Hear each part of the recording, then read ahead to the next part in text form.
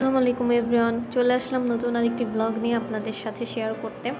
তো আজকে আমরা যাচ্ছি নারায়ণগঞ্জের রূপগঞ্জে। তো এটা আমার আম্মু, এটা হলো সামনে সাদা পাঞ্জাবি পরা আমার আব্বু, এটা হলো আমার বোন দুলা ভাই, আর আমার পাশে আছে আমার হাজব্যান্ড, আর পিছনে সিটে আছে আমার ভাই বড়টা, আর ছোটোটা মাদ্রাসে, ও আসতে পারেনি। তো আমার বাবার বাড়ি যেহেতু বংশাল, তো আমরা বংশাল থেকে রিক্সা করে গুলিস্তান চলে আসছি। তারপর আমরা গুলিস্তান থেকে এখন গ্লোরি বাসে করে সবাই মিলে একসাথে আমাদের গন্তব্যস্থলে যাব। তো আমাদের যেতে যেতে প্রায় 40 মিনিট লাগছে। তারপর আমরা নারায়ণগঞ্জে এসে পড়েছি। এখন আমরা একটা রিজার্ভ অটো নিয়ে আমরা আমার কাজিনের বাসায় যাব।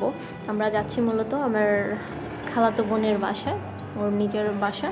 তো আমরা এখানে যাচ্ছি, আমাদের দাওয়াত দিয়েছে, আর এখানে আমাদের একটা কাজও ছিল, তো আমরা সেজন্য যাচ্ছি।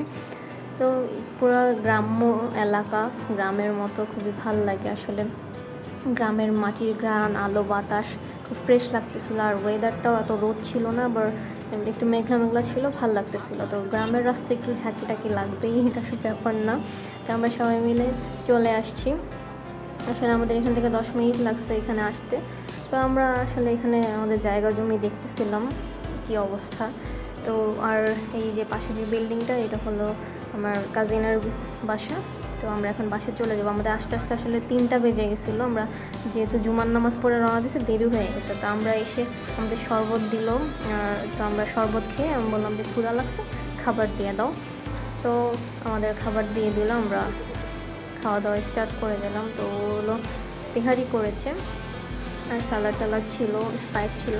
তো আমরা সবাই মিলে গল্প গুজব করে মজা করে খেলাম। এটা হলো আমার সেই ভাইয়া, যার বাসা এটা।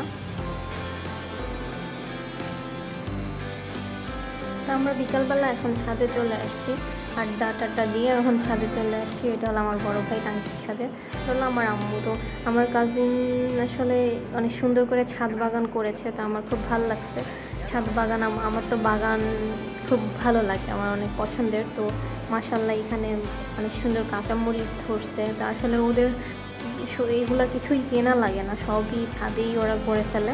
তা আমার কাছে দেখে খুব ভালো লাগছে। আমারও এরকম খুব ইচ্ছা আছে, ইনশাল্লাহ করব। তো এখানে মিষ্টি কুমড়া আছে ওর ছাদে, তারপরে পুদিনা পাতা এত ফ্রেশ, এত পুদিনা পাতা দিয়ে পুরো একটা বাগান, খুবই ভালো লাগে। আর আমার পুদিনা পাতা অনেক ফেভারিট। তো এটা হলো আশেপাশের এলাকা, সব পানি, খুবই সুন্দর, খুবই ভালো লাগছে আমার কাছে। আর ওয়েদারটা একদম পারফেক্ট ছিল।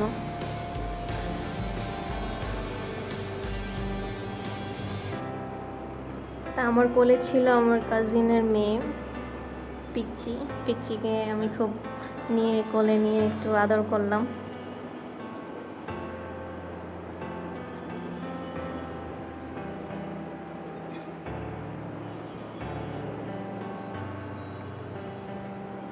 আসলে সব ধরনের সবজি প্রায় এখানে আছে, আপনার কাঁচামরিচ, মিষ্টি কুমড়া, ঢেঁড়স, তারপরে পুদিনা পাতা, পুঁই শাক, মানে প্রায় সব ধরনের সবজি আছে। কোনো কিছু আর কিনে খেতে হয় না, নিজের বাড়ি থাকলে যা হয় ইনশাল্লাহ আমাদেরও একদিন হবে।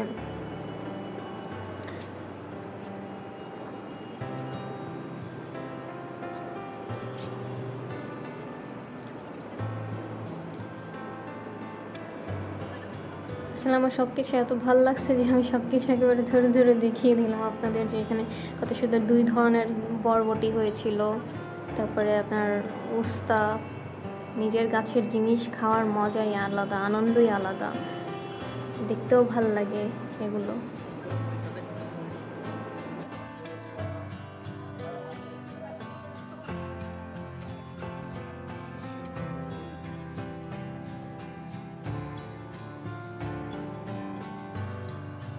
একটু পরে আমার কাজিন আসলো, ও এসে ওর বাগানের সবজি কালেক্ট করা শুরু করলো, এই আমার কাজিন।